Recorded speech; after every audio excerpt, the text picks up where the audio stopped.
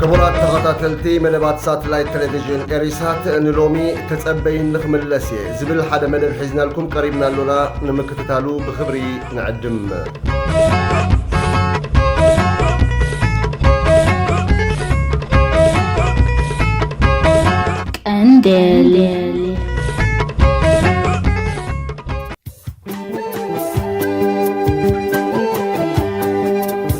تتبيني كملسي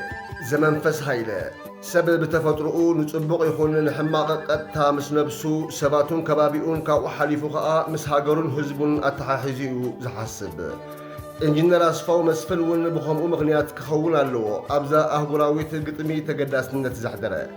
انجنر مسفلون حدا خابتهم أب مفارق شحن شعاتنا 280 بمهدر تمرتي أب حبرة السوفيت نبر زمهر زنبرة إرتراويو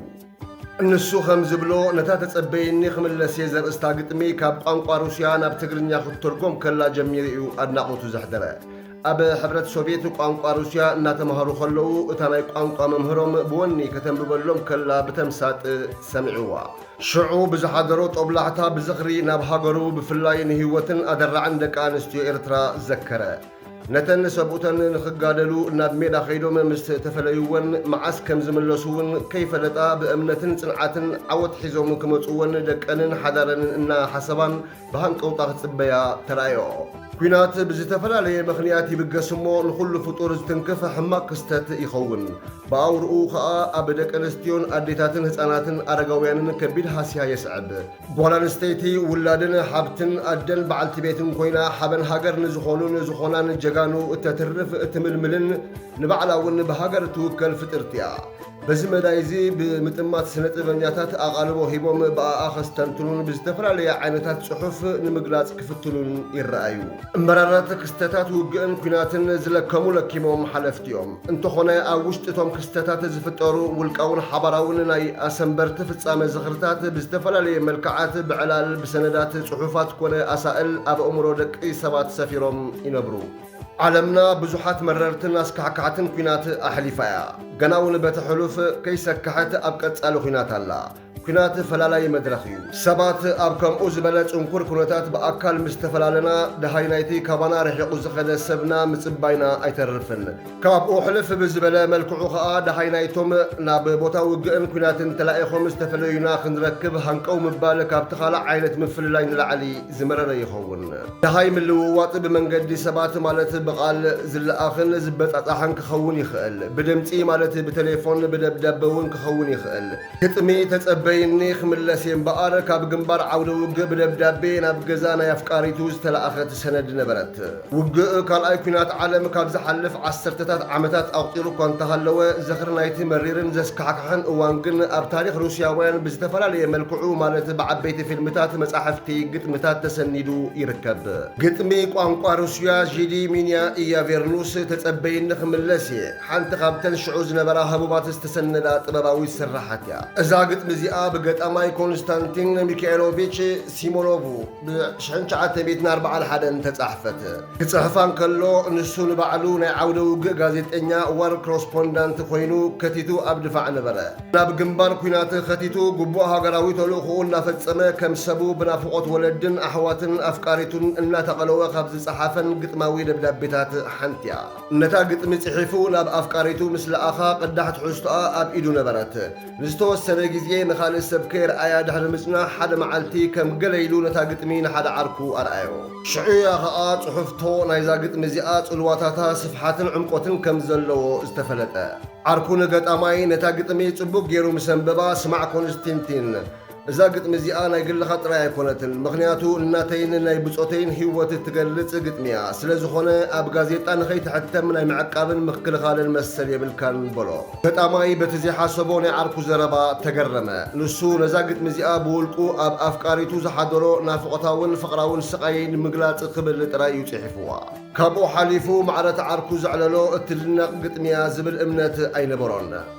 نتعاركو أنبيبو زنتبارقو قبل ملسجن زتجاننا خوينو يسمعو نبرة بتخالش نخون فرحي فترلون اتاقتمين عاركو بمرآيو تعسى سمعو جمرن ምኽንያቱ ኣብቲ እዋን እቲ ኣብ ሕብረት ሶቪየት እሞ ኸኣ ኣብ ግዜ ኹናትን ውልቃዊ ህይወትካ ዝምልከት ግጥሚ ኣብ መራኸቢ ብዙሃን ምሕታም ልሙድ ኣይነበረን። ገጣማይ በቲ ኹነታት እኳ እንተተሰከፈ ዓርኩ ግን እታ ግጥሚ ንገጣሚኣ ንኹሉ እቲ ሽዑ ኣብ ክተት ዝነበረ ሰራዊት ሕብረት ሶቪየት እትውክል ግጥሚ ምዃና እነገሮን ኣረጋገጸሉን። ክንድኡ ስፍሓትን ጽልዋን ከም ዝነበራ ኣረዲኡ እታ ግጥሚ ናብ ጋዜጣ ተላኢኻ እንተተሓትመት ከም ዝሓይሽ ሓበሮሞ ተለኣኸትካ። ምስ ተለኣኸት እታ ግጥሚ ከም ተዓርኩ ዝገመቶ ቅብልቲ ኾነትን ኣብ ሓንቲ ካብተን ህቡባት መንግስታዊ ጋዜጣ ፕራቡዳ ተሓቲማ ተዘርግሐትን። ድሕሪ ምዝርግሓ ተቐባልነታ መሊሱ ዓዘዘ። ዳርጋ ኩሎም እቶም ኣብ ዝተፈላለየ ድፍዓት ኮይኖም ነታ ግጥሚ ከንብብዋ ዝኽኣሉ ወተሃደራት ብኡ ንብኡ ንነግሕታትን ማይ ቤታትን ናይዛ ግጥሚ ከም ዘለዎ ብኢዶም ብምጽሓፍ መሊሶም ነናብ ኣፍቀርቶምን መቕረቦምን ይልእኽዋ ምንባሮም ይትረኽ። እተን ኣብ በቦትኡ ኮይነን ደብዳቤታቶም ዝቕበላ ዝነበራ ኣፍቀርቶም ከኣ ከንብብኣ ኸለዋ ንብዓት ጀረው እናበላ ብሰላም ክምለስዎን ተስፋ ሰኒቐን ይጽበያ ነበራ። ሞራል ክትበን ስለ ዝጀመረት ድማ እታ ግጥሚ ዓባይ ስነ ጥበባዊ ስራሕ ኮይና ኣብ መላእ እታ ሃገር ብልጽቲ ግጥሚ ተባህለት። ኢንጂነር ኣስፋው መስፍን ነታ ግጥሚ ብቐጥታ ካብ ቋንቋ ሩስያ ተርጉሚኡ ናባይ ናብ ጸሓፊ ኣምጺኡለይ። ብወገነይ ድማ ምስታ ናብ ቋንቋ እንግሊዝ ተተርጎመት ካልእ ብምንጽጻር ምስ ታሪኽና ከም እትወሃሃድ ገይረ ከቕርባ ፈቲነ ኣለኹ። ተጸበይኒ ክምለስ እየ። ኣርእስቲ ግጥሚ ጂዲሚንያኢ ያቬርኑስ ዓመተ ድርሰት 1941 ገጣሚ ኮንስታንቲን ሚካኤሎቪችን ሲሞኖቭ።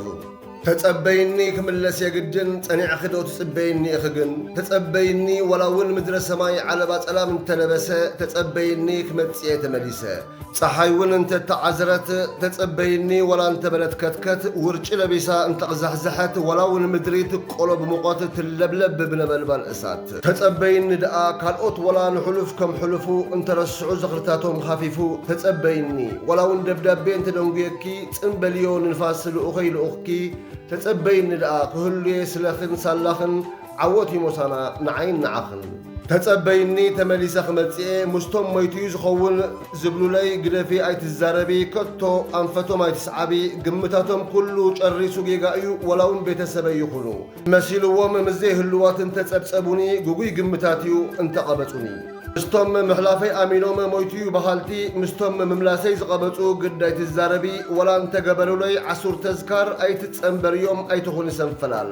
ኣይትቕመሲ ካብቲ እኽለማዮም ከም እምነትኪ ተጸበይኒ ጥራይ ብምጽማም ተጸበይኒ ጆኺ ክመጽእ ተመሊሰ ብሳላ ዘይሐለል ምጽባይኪ ንኹሉ ፈናጢሰ ከኣምልዮም ሽዑ ብግዲ ብውዲ ምርኣይ ምእማን እንዲግዲ ኣንትናተይ መድሕን ኣንትናተይ ጸግዒ ተጸበይኒ ጥላይ ኣይተቕበጽ ጆኺ ትንብዒ ብዘይ ገድስ እትግምት እትፍርዲ ዝሕጐስ ክሕጐስ ክብህርር ሰንባዲ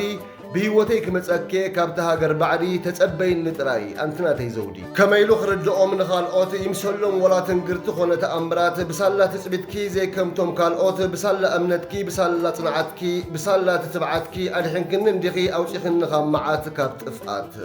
እቲ ዘስካሕካሕ ካልኣይ ኩናት ዓለም ከም ትንቢት ገጣማይ ኣብ 1945 ብዓወት ሃገሩ ተዛዘመ ንሱ ብህይወቱ ናብ ስድርኡን ንኣፍቃሪቱን ምስ ተመልሰ ነታ ፈጺማ ክሳብ ክንዱ ጽልዋ ክትፈጥረ ኢሉ ዘይገመታ ግጥሙ ኣመልኪቱ እዛ ግጥሚ ብሓቂ ፍሊት እያ ብተኣምር ጥራይ ከኣያ ተዓቂባ ክብል ከም ዝተዛረበ ይፍለጥ እዛ ቅንየት ዘይከም ፍርሒ ገጣማይ ዓብ ተቐባልነት ክትረክብ ምኽኣላ ዘደንቕ እዩ ገጣማይ ዝነበሮ ፍርሒ ኣብቲ ንውልቃውነት ኣትሪሩ ዝጽየን ስነ ሓሳብ ማሕበርነታዊ ስርዓት ሕብረት ሶቪየት ነበር ከምኡ ዝኣመሰለ ቅንየት ምድራሱ ንዕኡ ንገጣማይ ብውልቃዊ ጉዳይ ኣብ ግዜ መኸተ ከም ምንብርካ ከምሲላ ኸይተቃልዖ ስክፍታ ፈጢርሉ ነበረ እንተኾነ ሓቀኛ ስምዒትን ኣብ ርትዓውነት ዝመሰረቱ ስነ ጥበባዊ ስራሕን ባዕሉ ንገዛእ ባህርያቱ ናይ ምጥባቕ ወይ ናይ ምምጓት ብቕዓት ይውንን እዩ መርኣያ ወላውነታን ብቕዓታን ድማ እቲ ሰራዊት ህዝብን መንግስትን ብተመሳሳሊ ስምዒት ንሓደ ዕላማ ብሓደ ስምዒት ተቐቢልዋ መዋዕላዊት ቅንየት ኮይና ከም እትነብር ገይርዋ ስለዚ እዛ ቅንየት እዚኣ ጭብጥቲ መርኣያ ሓቀኛ ስራሕ ስነ ጥበብ ክትበሃል ይከኣል ምኽንያቱ መለክዒታት ቁርዑይ ቅንየት ሓቅን ፍትሓውነትን ሓበራውነትን ዩኒቨርሳሊቲ ንባርነትን ስለ ዝኾነ ትሽዓተ ጉንበት 1945 ሕብረት ሶቪየት ንኻልኣይ ውግእ ዓለም ናይ መወዳእታ መዕፀዊ ዝገበረትሉ ዕለት እዩ ኩላተን እተን ኣብ ትሕቲ ሕብረት ሶቪየት ተጠርኒፈን ዝነበራ 15 ሃገራት እውን በብወገነን ነናተን ስያመ ሂበን ነዛ ዓለት እዚኣ ዓመታዊ ይፅምብላ ኣለዋ። ብፍላይ ሩስያውያን ዴን ፓፔድ ማለት መዓልቲ ዓወት እናበሉ የብዕልዋ ኣለዉ። በዚ ምኽንያት ሎሚ ዓመት እውን ኤምባሲ ሃገረ ሩስያ ኣብ ኣስመራ ናይ መበል 79 ዓመት ዝኽሪ ጸንቢሉ ነይሩ። ኣብቲ ኣጋጣሚ ኸኣ ተጸበይኒ ክምለስ ብመልክዕ ሙዚቃዊ ድራማ ተመስሪሓ ቀሪባን ስምዒት ተዓዘብቲ ቀስቂሳን ምንባራ ኣብቲ መደብ ዝተሳተፈ ኢንጂነር ኣስፋው መስፍን ይገልጽ።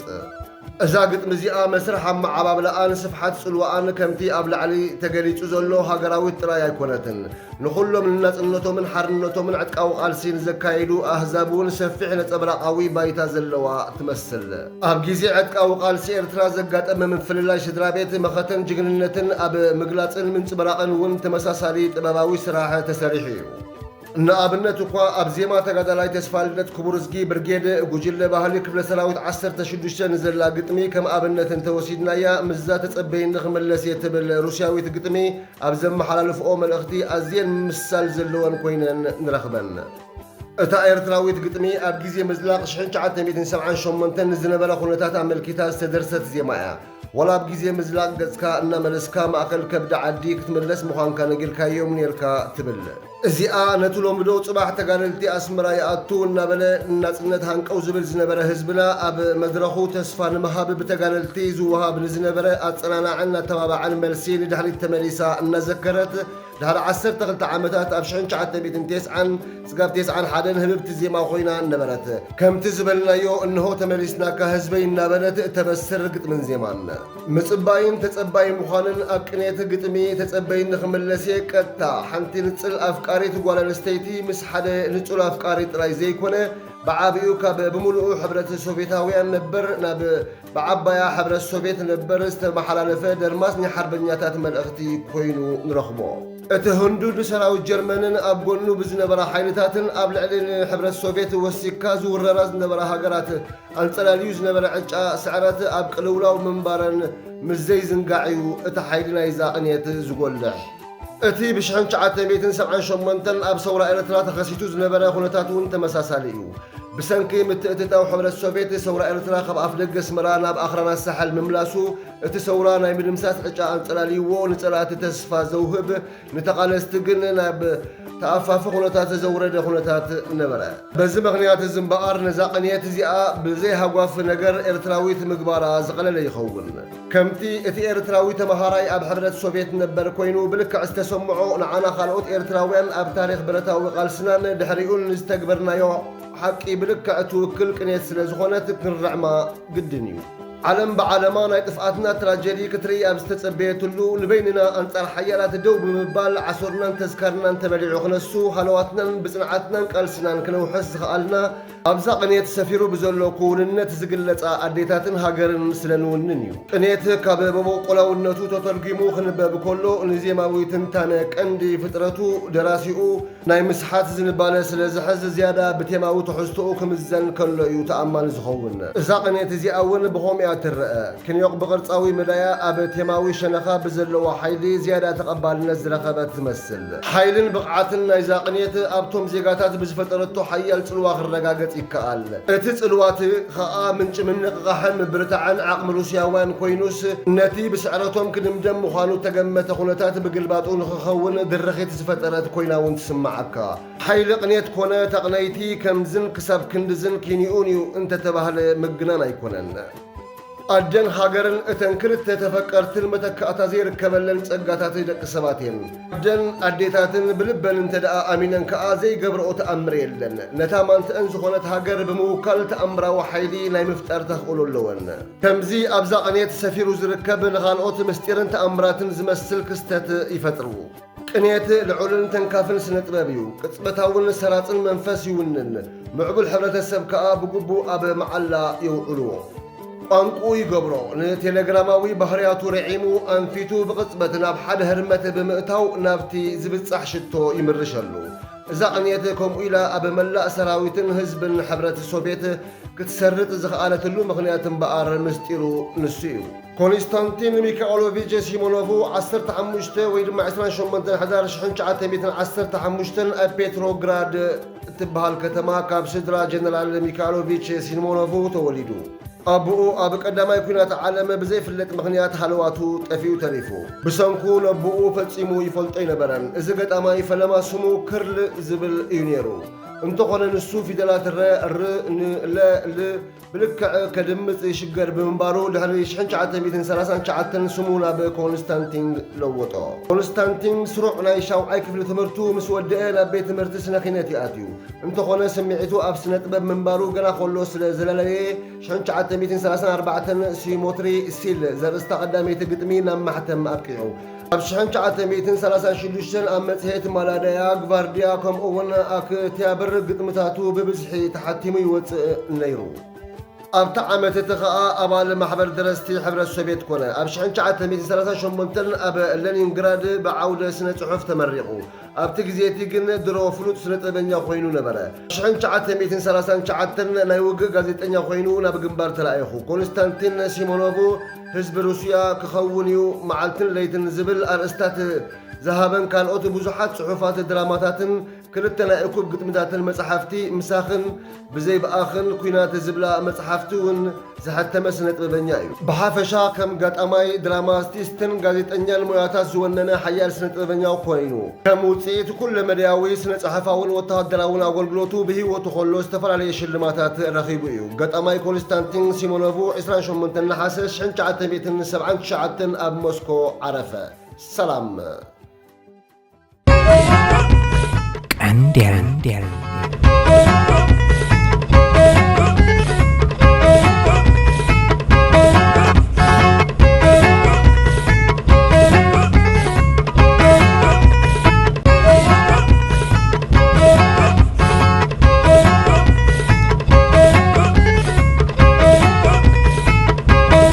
Andel.